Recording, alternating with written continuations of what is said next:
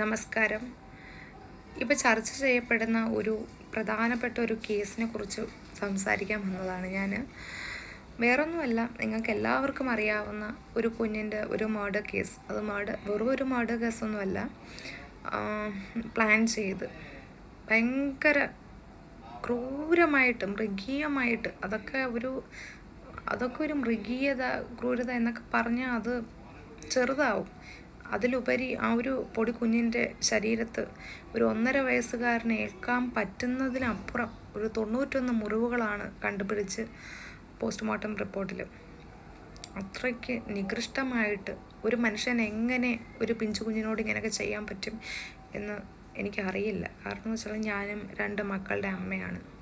2 കുഞ്ഞുങ്ങൾ എനിക്കും ഉള്ളതാണ്.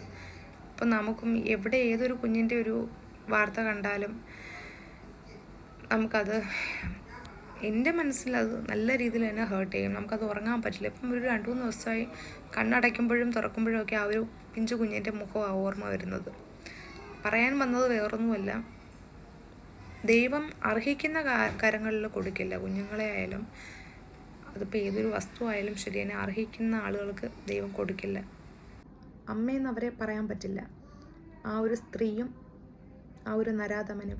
ഞാൻ വിചാരിക്കുന്ന, അല്ലെങ്കിൽ ഈ ഒരു കേരളക്കരയിലെ മൊത്തം അമ്മമാരുടെ ഒരു മാനസികാവസ്ഥ എന്ന് വെച്ചാൽ, അല്ലെങ്കിൽ ആ ഒരു മനസ്സിൽ അവളെ അവനെയും കഴുമരത്തിലെങ്കിലും ഏറ്റണം. കാരണം അതാണ് കുറഞ്ഞ ശിക്ഷ. അതല്ലെങ്കിൽ അവളെ അവനെയും വെറുതെ ജയിലിൽ കയറ്റി ആഹാരം കൊടുത്തു, ഫുഡ് കൊടുത്ത് കനപ്പിച്ച് നിർത്താതെ ഒന്നുകിൽ കഴുമരത്തിലേറ്റുക, അല്ലെങ്കിൽ ബഹുമാനപ്പെട്ട നീതിപീഠം ഈ ഒരു നിയമത്തിനോട് അത്യധികം കൂറ് പുലർത്തിക്കൊണ്ട്, ഇത് നിയമത്തിനോട്, ഒരു നീതിന്യായ വ്യവസ്ഥയോട്, അല്ലെങ്കിൽ പ്രിയപ്പെട്ട CM-നോടാണ് എൻ്റെ ഒരു പ്രധാനപ്പെട്ട ഒരു റിക്വസ്റ്റ്. എന്താണെന്ന് വെച്ചാൽ, എന്നെപ്പോലെ തന്നെ ഒരുപാട് അമ്മമാർ, ഈ ഒരു അമ്മമാർ മാത്രമല്ല എല്ലാവരും, കുഞ്ഞുങ്ങളെ സ്നേഹിക്കുന്ന എല്ലാവർക്കും ഈ ഒരു വാർത്ത അത്യധികം ഷോക്കായിട്ടുണ്ട്.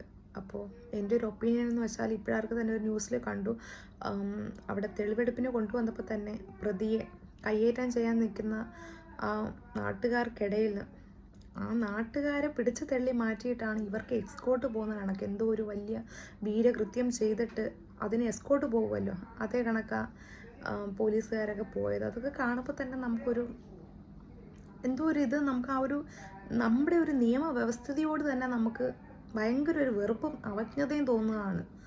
കാരണം എന്ന് വെച്ചാൽ, അതല്ലെങ്കിൽ ഒരു 5 മിനിറ്റ് നേരം പോലീസുകാർ ഒന്ന് കണ്ണടച്ച് പിടിക്കുക.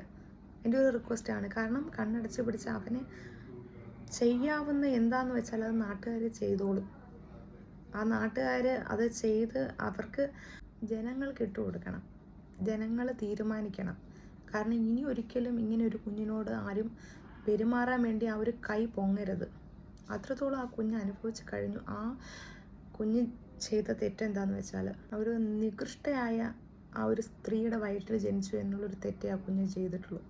പിന്നെ എനിക്ക് എല്ലാവരോടും പറയാനുള്ള എന്താണെന്ന് വെച്ചാൽ, ആർക്കായാലും നമുക്ക് മാനസികപരമായിട്ടും നമ്മുടെ സാമ്പത്തികപരമായിട്ടും നമുക്ക് ഒരു കുഞ്ഞിനെ നോക്കാൻ കഴിയും എന്നൊരു പ്രാപ്തി നമുക്കുണ്ടെങ്കിൽ മാത്രമേ നമ്മൾ കുഞ്ഞുങ്ങൾക്ക് ജന്മം കൊടുക്കാവൂ.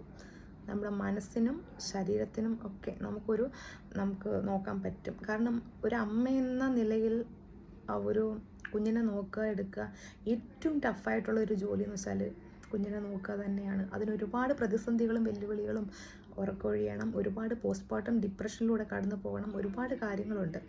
അപ്പോൾ ഇതെല്ലാം ഉൾക്കൊണ്ട് നമ്മൾ അതിന് ആപ്റ്റാണോ എന്നൊക്കെ നോക്കിയിട്ട് മാത്രം ഒരു കുഞ്ഞിന് ജന്മം കൊടുക്കുന്നതായിരിക്കും നല്ലത്. അല്ലാണ്ട് ജനിപ്പിച്ചിട്ട് ഇങ്ങനൊരു കുഞ്ഞുങ്ങളടുത്ത് അങ്ങനെ ചെയ്യരുത്. പ്ലീസ്, എൻ്റെ ഒരു റിക്വസ്റ്റാണ്.